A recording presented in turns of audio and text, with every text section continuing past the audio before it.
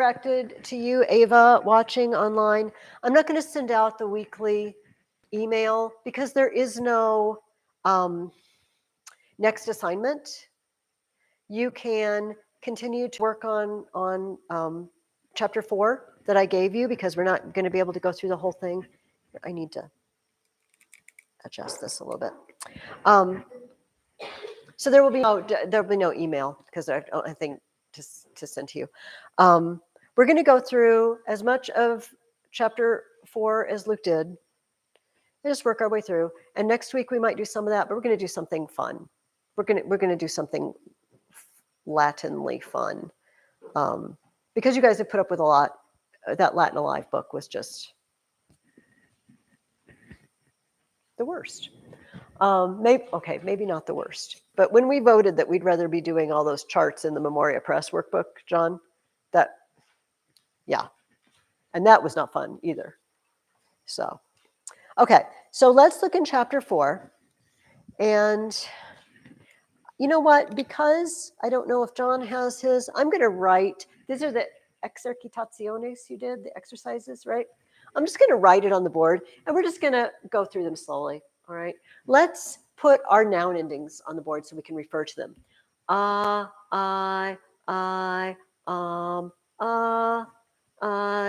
arum, is, as, is, and then us, o, orum, is, os, is, and then our neuter ones. O, orum, is, is. Okay, first sentence. Otium est bonum, sed otium multorum. This is kind of a tough sentence. Est parvum. All right, but we are smarter than we think, and we can do this. Do you even want to give me a conjecture what you translated this as, or do we just want to work it out? Okay. What is okay? So when I look at sentences, this is English too. All right. When you're working your way through what a sentence means, commas are your friends, right? You know, when we read a really long sentence in English, we stop at the comma, right? Although the wind is blowing furiously outside, that's a unit. I am still going to go outside and play frisbee golf, even though I'm going to lose my frisbee in the lake because it's going to blow in there. This is a long sentence, and I use commas. So let's just look at the part up to the comma, because this kind of freaks me out. This is a really long sentence. It's freaking me out. But this 3 words is okay. Is there a verb in these 3 words? Est. And what does est mean? Is. He, she, or it is. Is there something in these other words that could be the he, she, or it? Otium. And what does otium mean? Peace or leisure, right? So peace, not like I'm not fighting, but peace like I'm resting, that sort of thing. So I'm going to say leisure. Do you know what I mean by leisure? Like you're just lounging around watching football and eating popcorn. I don't know. Chips, pizza, whatever your thing of choice would be. Leisure is good.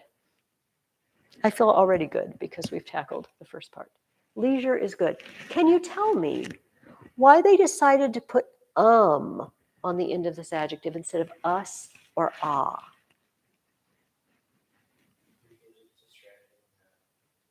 Yeah, because it has to be neuter, just like otium is neuter. Okay, beautiful. Okay. What does sed mean? But. Leisure is good, but, oh, I have the same word again. But leisure, do we have another verb in the second half? But leisure is, what is leisure? Because these have the same ending. So I suspect Leisure is this. What does parous mean?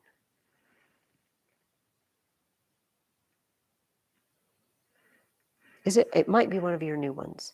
I think we learned it in Latin Alive. It means small. Small or little. Leisure is good, but leisure is small. And we only have one word left. Multorum. Look at the ending and tell me what kind of ending we're dealing with. It is genitive plural. So of something. And the final question is, what does multus mean? Multus aum. Many. But the leisure of many men, maybe, is small. Leisure is good, but a lot of people don't have any free time. Leisure is good, but the leisure of many is small. Maybe it sounds like John's leisure is small. Sounds like you're very busy. You too. I hear you guys talking after class, and you're both very busy. Does that make sense?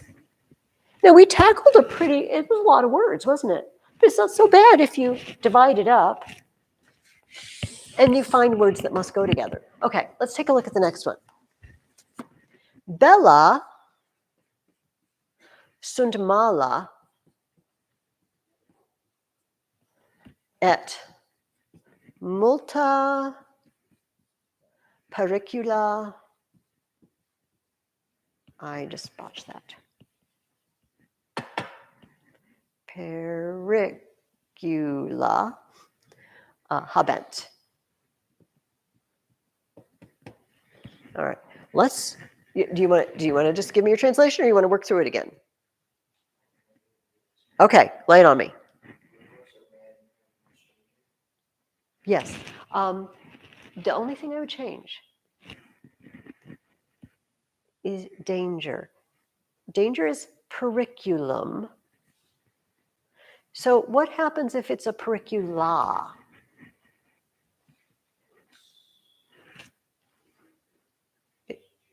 Dangers. So instead of much danger, many dangers. This isn't so bad either because of this. I have a verb and a verb, and so if I just do this part, and then I do the second part. Well done. All right.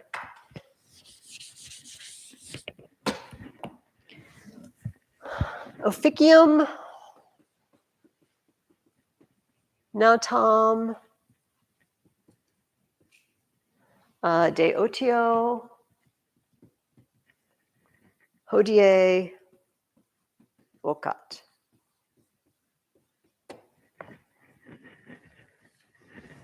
You want to give a stab at it?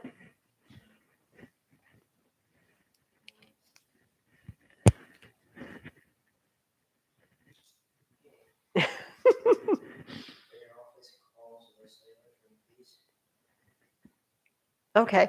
So the office calls the sailor from peace. Do you know what hodie means? That's the only word you didn't do.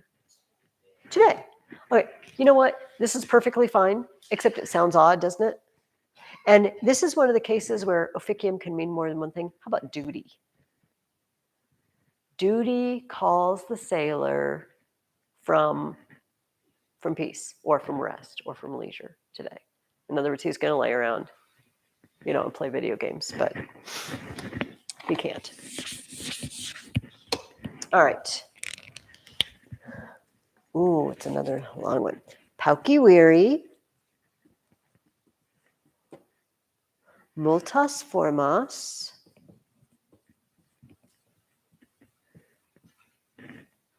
periculi,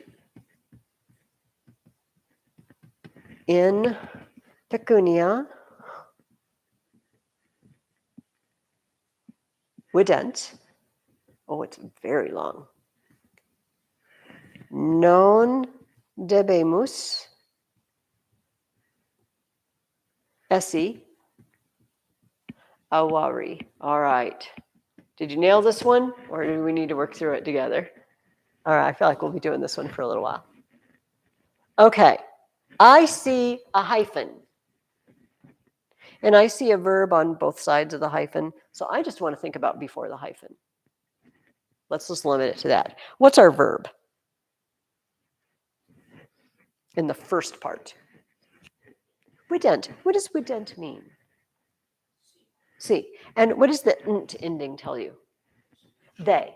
So is there anything that could be the they? And could be a subject. It's going to have one of these endings, isn't it? Because it's going to have to be nominative and it's going to have to be plural.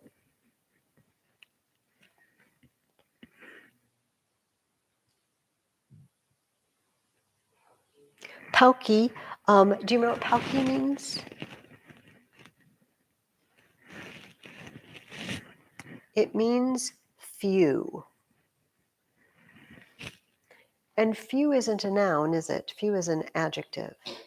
So it doesn't, I kind of would like to know if there's maybe a noun that goes with it.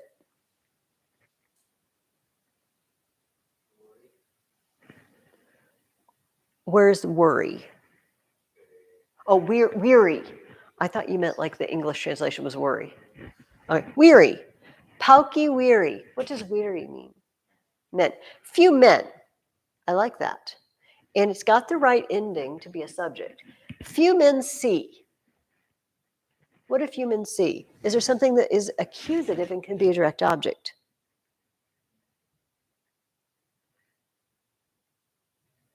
So I'll have to have an ending on this line.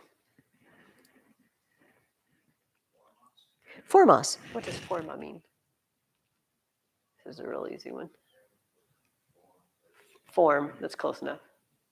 Is it singular or plural? Forms.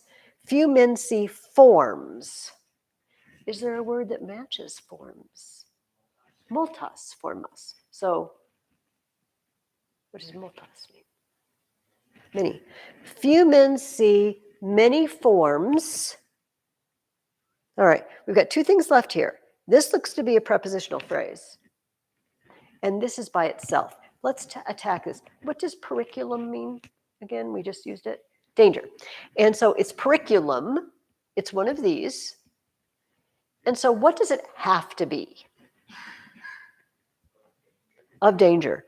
Few men see the many forms of danger in pecunia, in money, right?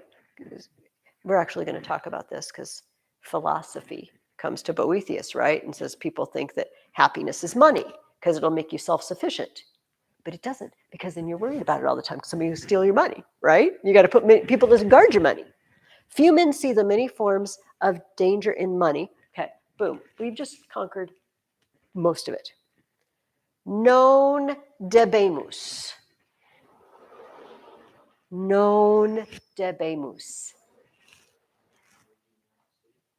Well, it's not see. What is debio?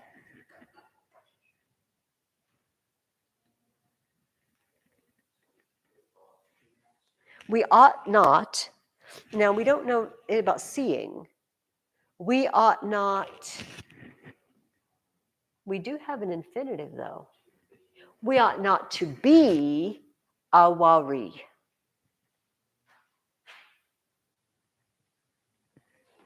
We have an English word that comes from it, avarice. Avarus means greedy. We ought not to be greedy because there are many forms of danger in wanting money. Does that totally make sense to you? Okay. They always make sense after we translate them. That's the thing. Okay.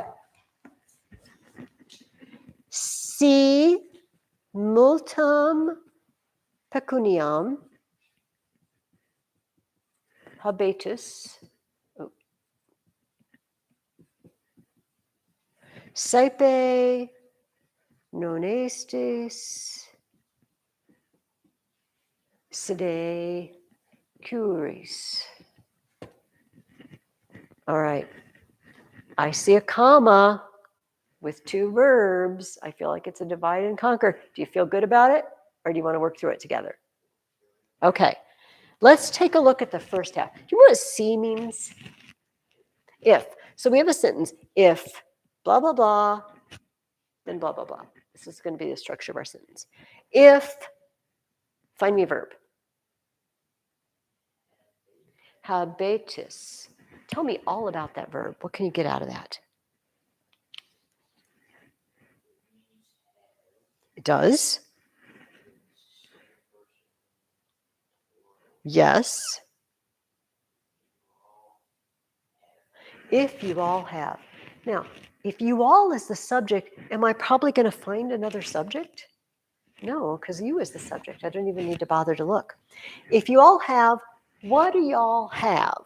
What's something that's a direct object? It's going to have one of these endings. Pecuniam, which means money. If y'all have money, is there a word that goes with pecuniam? Much. If y'all have much money, we're already halfway through. Find me a verb here. Estis, what does that mean?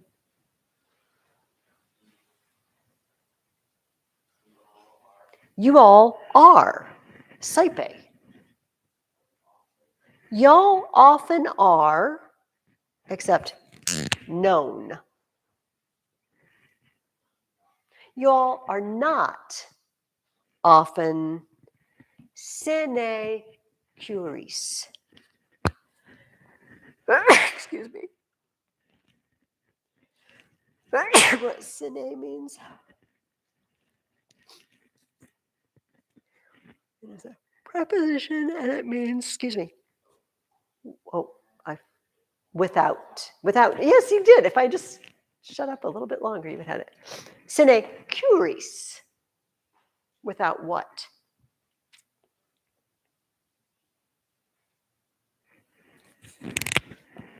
Cura is our word.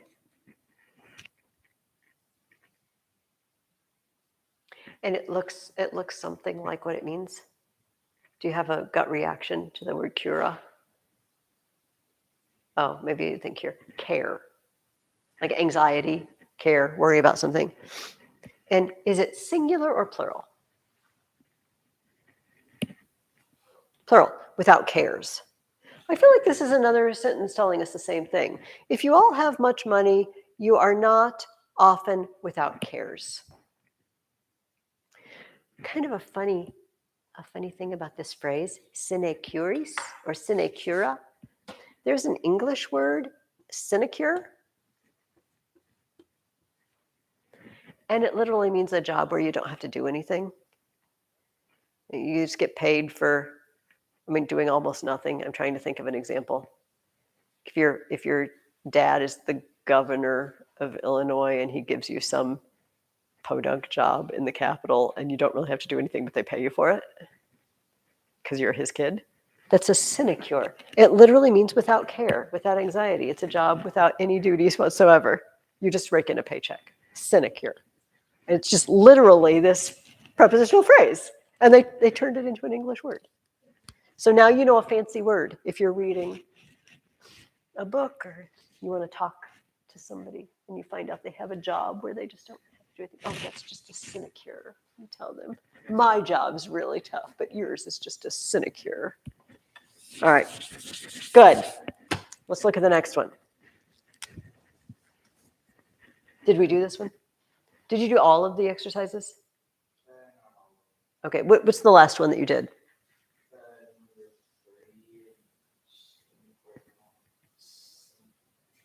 Oh, so you did all the exercises though. Oh, okay, that's what I meant. I didn't know if you did all the top part. Okay. Puellae magistram de concilio malo. That's an I. Cinemora monent. All right, I need a verb. Monent, tell me all about it. Means worn.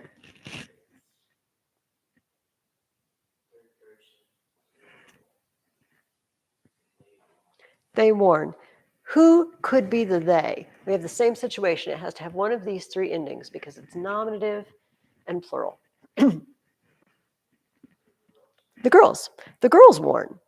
Who do they warn? Do we have a direct object?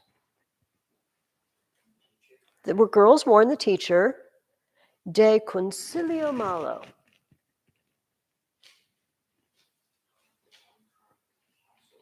Down from the council. Here's a maddening thing, Luke. De completely means down from, like descend, but it also can mean about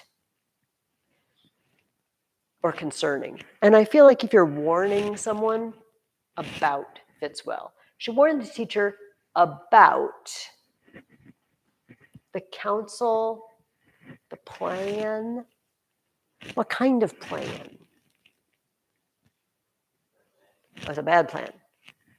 The girls warned the teacher about the bad plan, sine,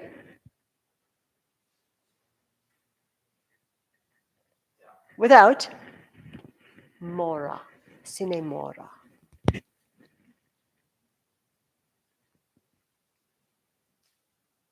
This might be one of the new ones in this list.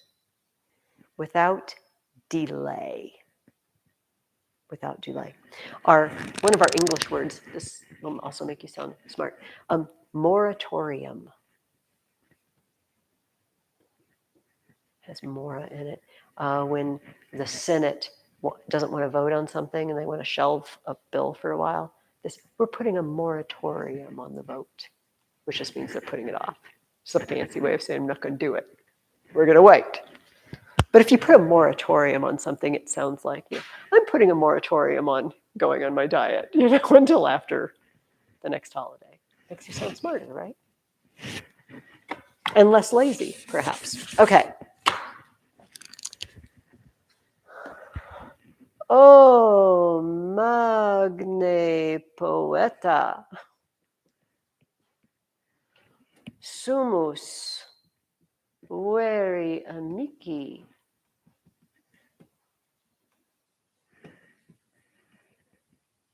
Me juva amabote. All right, I see a semicolon, which divides it into two parts, so I'm going to use that. Do you want to just tell it to me, or do we want to work through it? All right, let's look. First of all, what is up with this section? It starts with O, and this is a very strange ending to have on an adjective like this. What is that? Or what does it mean? Yeah, or great. But why does it have this weird ending? I'll give you a hint. It's related to the fact that the sentence starts with "oh."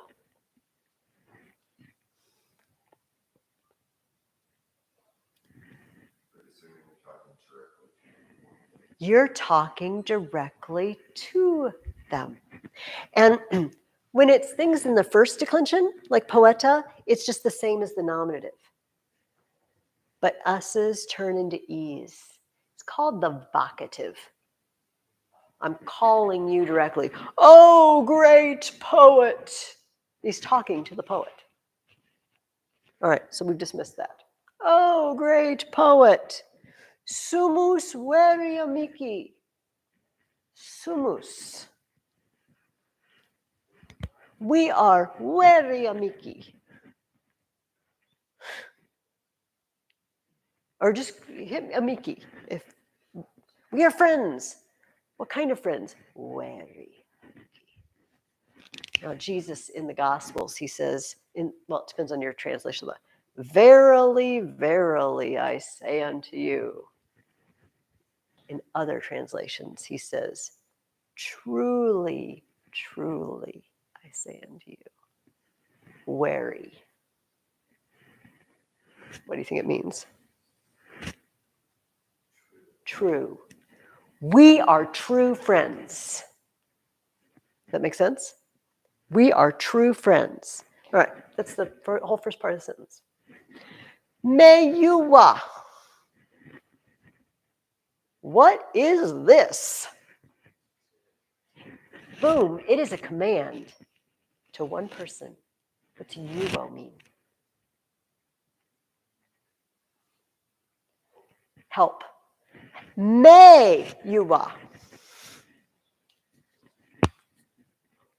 Help me, amabote. See, that wasn't so bad. Nicely done. Femina et agros et portam agricolae videt. Do you want to just lay it on me, or shall we work through it?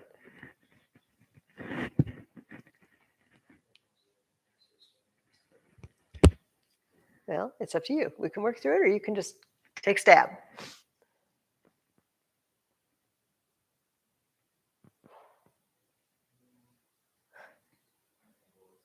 Okay, give me a verb. And tell me all about it.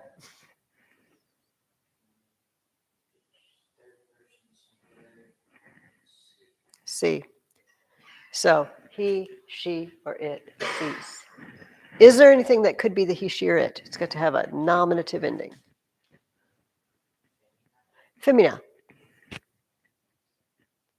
And what does that mean? The woman. The woman sees. What does she see? Does she see anything that could be a direct object?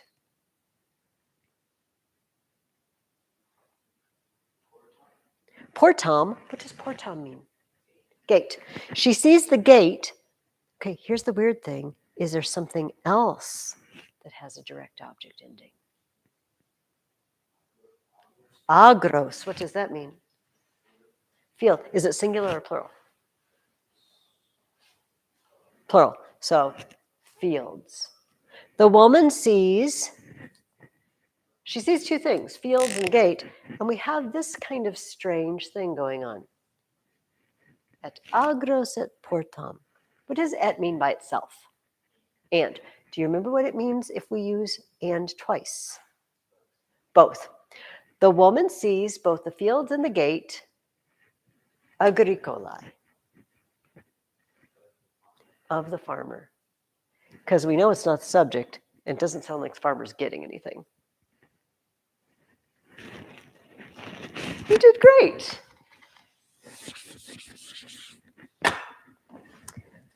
Oh, it's the one. Let's do the ancient sentences before we do the into Latin. Let's do the 3 ancient sentences first. It's almost 10 after, so if accidentally we don't have time to do all of those together, it would be okay.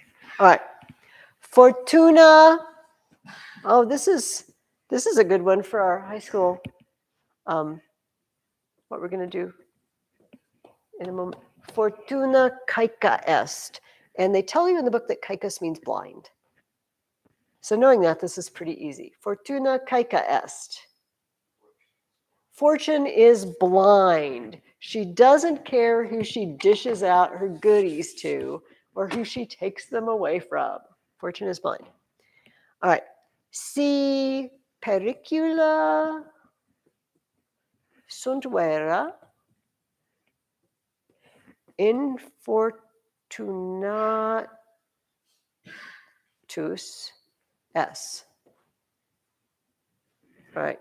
I see 2 verbs and a comma. You want to just lay it on me? All right. Let's do this part first. Does it have a verb? Sunt. Tell me all about it. Mm-hmm. They are. And can you remind me what C means? If they are. Is there something that could be the they? So I have to have one of the endings I circled because it's nominative and it's plural.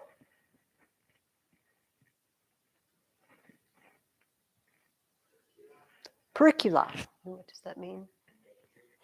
If the dangers are vera, We just use this word. Verily, verily. True. If the dangers are true, infortunatus es. I think they tell you what this means. Unfortunate. This is pretty obvious. S.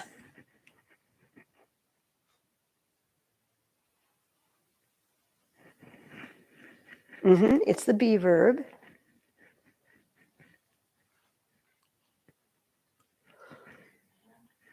It's not. Sum es est. Sumus est sunt.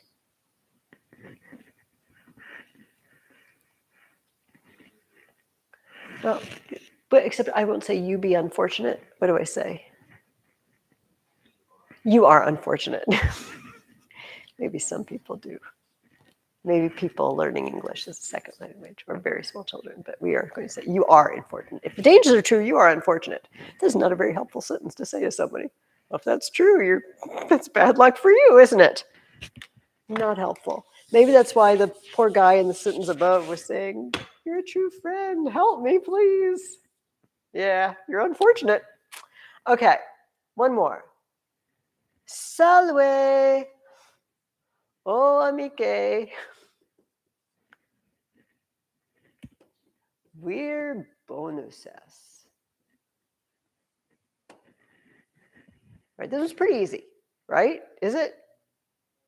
Say it, say it.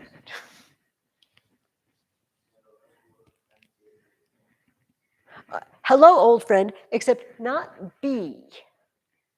You don't actually know how to do a command with the be verb yet. It's that same word s. Sum es est. You are, we're bonus. You are a good man. Okay. All right. Let's see. Let's do at least one of these, putting them into Latin. Oh my goodness. Okay. Let's do number 8. No, number 9. Sorry.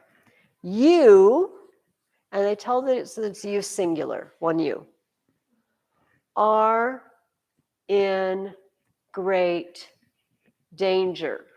There's lots of danger in this lesson. You are.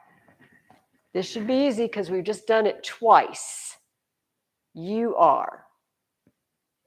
S. In. Oh, we're good. You're in danger.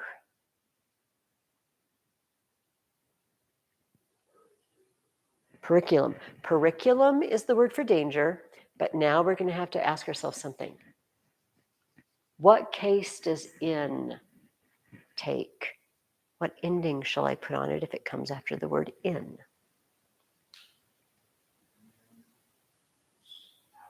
It's ablative. So if periculum is one of these, tell me the ablative singular. What should the ending be? Oh, in periculo. And what kind of danger? Great danger. What's the word for great? Magnus, but it's got to match the danger, doesn't it? Magno, in periculo magno. S in periculo magno. Beautiful.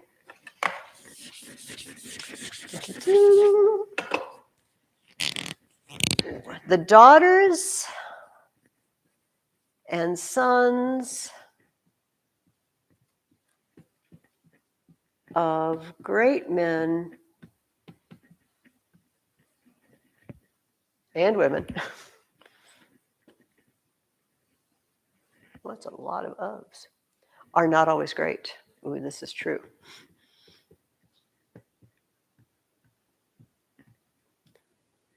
What is the subject of our sentence? Daughters and sons. So we need to put daughters and sons in the nominative case. What do you think? Filii et filii. I like it. Of great men and women. Of men and women. What case do you think we're talking about? It is genitive. We need to put men and women both in the genitive. We'll worry about great in a minute. What do you think? Men and women in the genitive.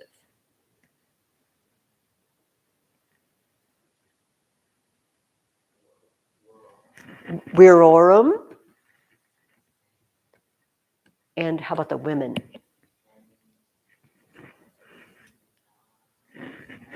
Feminarum. Beautiful. Now, we found out they're great. So we have to use the word for great, which is Magnus. Except we have a problem, don't we? Because some of them are masculine and some of them are feminine, and I don't know which one to use. And the rule generally is make it agree with it, whichever one you put it closest to.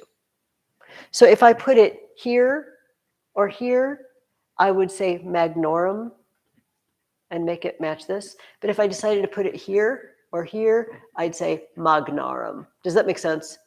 Because you kind of have to choose if you've got both. And so that's how they chose. They just, whichever one it came closest to in the sentence, we just make it match. Okay. The sons and daughters and sons of great men and women are. We finally got to our verb. Sunt, because it's a they, isn't it? They are, but they are not.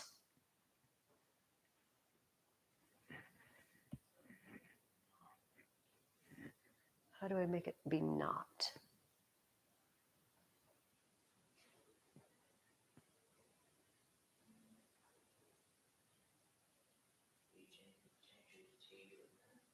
No, I put a known in front. Do you remember that? Known sunt?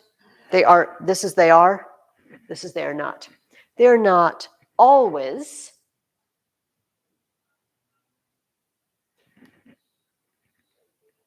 No, the other one. You know it. The fidelis. What are the Marines? They are always faithful. Semper are not always great. Magnus. And we have a problem again, because who's not always great? Daughters and sons. So I look up here and I put sons. It's going to be closest to sons. So I will make great match the sons because it's just closer in the sentence. Notice we don't really have to use nearly as many words in Latin as we do in English. Okay. Oh man, the next one's really long, isn't it?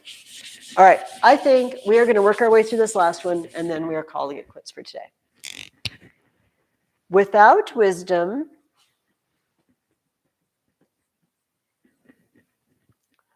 the sailor's good fortune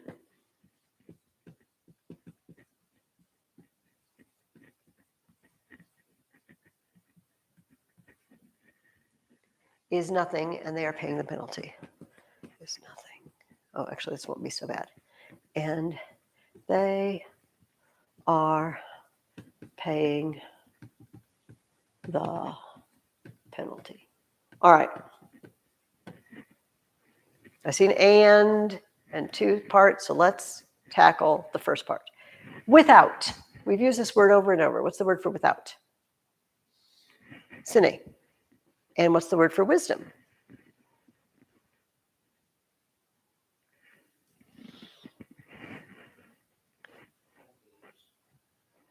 I will help you because it's kind of hard to say. Sapientia. Sapientia. Do you remember this? It's kind of a new word. Maybe you remember this. What case does it have to be in? If it's the object of sine, what does sine use? I have to put sapientia in a particular case. I do. So it's just going to be sapientia with the little line over there. Okay. The sailor's good fortune is nothing. What is the subject of is?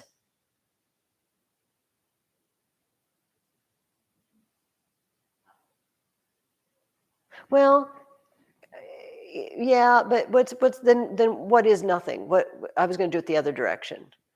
What is nothing? Yeah, and so let's just worry about the noun fortune. Fortune is nothing. What's the word for fortune?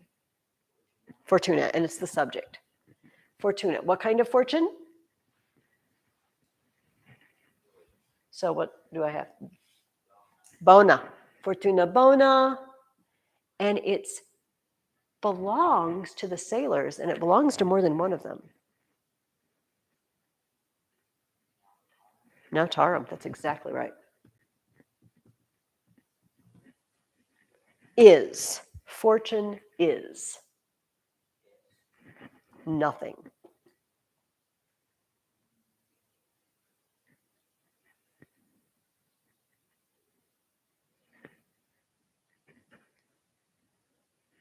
It is nihil. That will help you out. And, all right, this is the beauty. They are paying the penalty. You can do that in 2 words.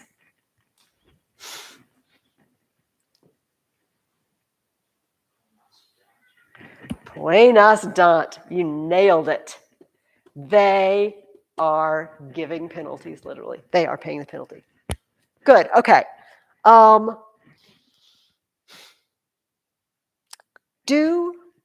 Keep working through it. If the ancient sentences become tiresome to you, there's a little paragraph on the back called the rarity of friendship. And sometimes it's just easier to do things that actually have some sort of story to them because you can follow the thought rather than just isolated sentences. Work on that. We will go over at least that. I will bring something fun to learn in Latin or a fun book to look at or something to lighten up the atmosphere, all right, on our last day. Any questions? All right. Don't give up. And divide the sentence when it's a long one. Divide it up. Divide and conquer.